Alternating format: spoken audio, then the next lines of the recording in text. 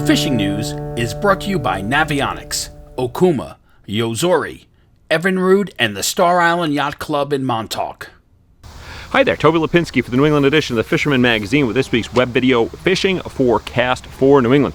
I'm going to jump right into reports this week. Start off with striped bass. I received a message through our Facebook page from Captain Max Struble of SOS Fishing Charters up in Boston, Massachusetts.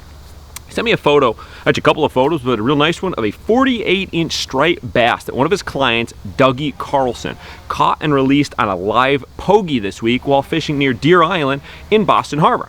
Captain Max reported some really good results on that charter, really all the charters lately for the striped bass. They've been getting some really big fish, releasing the majority of them, but keeping a couple for the table as well. I also got word of some kind of up and down action off of Block Island over the last week or so.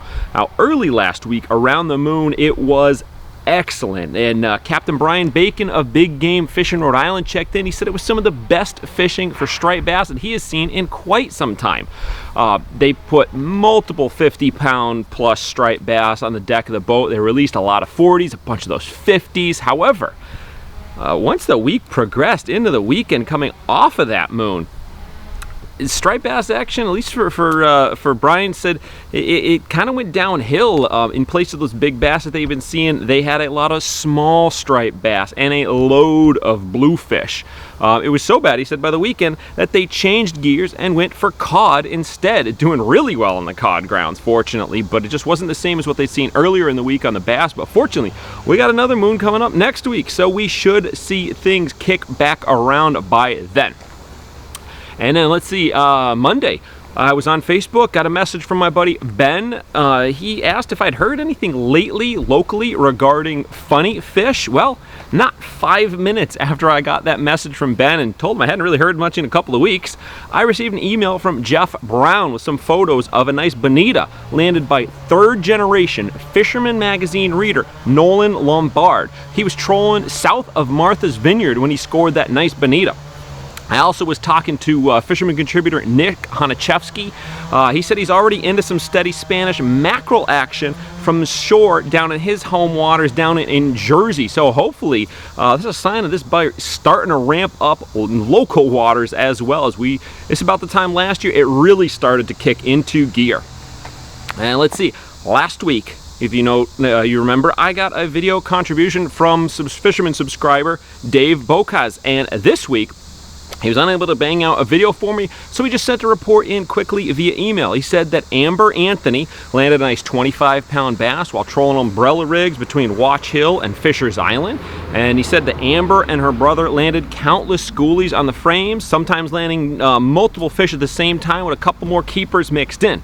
Now, Dave went out looking for fluke and sea bass on Saturday, but instead found a massive school of 18-inch bluefish stacked up in like 20 to 50 feet down over 100 feet of water. He said he couldn't even reach the bottom for the sea bass as the blues were hammering his jigs on the way down. Then he went back out on Sunday, was on his way out to the windmills off of Block Island, and he had to take a quick stop because one of the lures that was rigged up came unhooked from the rod. When he did, eased up on the motor, and the electronic lit up with fish. So he dropped the jig down quickly, hooked into a 17-inch black sea bass, and as him and his friend Jeff proceeded to limit out on fish from 20 to 24 inches, throwing back a load of small keepers along the way. Once they had that in the box, they proceeded to look for fluke, having some really good action, landing about 40 fish in 2 hours' time. But unfortunately, they only managed a single keeper, but it was a nice one for Jeff Anthony, a 9-pound, 3-ounce fish. So they also had some porgies mixed in on the day, as they're pretty much everywhere in Rhode Island right now. Speaking of porgies, continuing the viewing submissions, TJ Kopecky has a video report for us this week. Thanks, Toby. Hey guys, hope everybody was able to get out and do some fishing this hot weekend that we had. I was able to get out in my whole bay once this week on my boat on Sunday, and I gotta tell you, monster scup. I was in the land of giants. I was literally fishing in the Mount Hope Bridge, catching anywhere from 12-inch to 17-inch scup, which is kind of unheard of. I was using Berkeley Gulp for bait, just like you would for fluke or for sea bass, and just like the fluke, the scup were just attacking that bait before he could even get to the bottom. I did catch a bunch of short fluke. Nothing compared to the scup I was catching. I was actually catching scup bigger than the fluke I was getting. But all the reports that I've heard and all the people that I've talked to in the bay are saying giant scup in the deeper water. There are some scup up still in the rivers, in the shallow waters. For people who don't have the boats and get out, I got to tell you, the shoreline right around the bridge was covered with people. There was tons of people fishing, and they were all catching. Other than that, I'm still hearing a good striper bite on Breton Reef in Newport at night with eels. It's been really, really good, and I don't know how long that bite's going to last, but there are a bunch of schools of smaller stripers too that you can get out there and just plug away at if you want to go out there and do that style fishing too. But in Maho Bay, everything's been really good. It's just the same as it's been for the last couple of weeks now, and just the scup are getting bigger and bigger. And Toby, I know you got out there and caught some of those big scup in Rhode Island. So, hey guys, just keep your lines tight, and we'll catch you next week. Thanks a lot. That's right, TJ. I did get out this weekend, got in some really nice porgy fishing on Saturday with my family and some friends down in Rhode Island. I was fishing just west of Quaney Breachway from shore, and between us we landed 12, 15 fish or so. I don't know, we were throwing them back. It was just more fun. But what was really interesting on this day is I was trying out a new, for me anyway, product. Fish Bites Easy Clam Strips. Now, Fish Bites has been advertising with the magazine for quite some time, but I managed to get my hands on some samples this week. And while it was just a single day's sample of fishing, I gotta say I was quite impressed with the product, and I'll be continuing to use them in place of squid or clams for porgy and fluke and so on going forward. You can find them at a lot of your local tackle shops, or you can check out fishbites.com, order them direct, or just double check where there is a local dealer near you.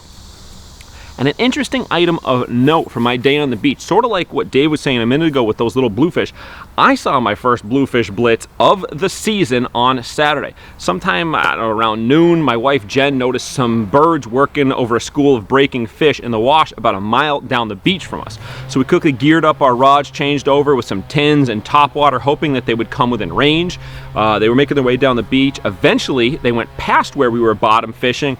We fired a bunch of casts off, but unfortunately they stayed outside of casting range, but they were just close enough to get a pretty good idea on them and verify that they were bluefish the way they were coming out of the water. We saw a few that came clear out of the water working a really small bait.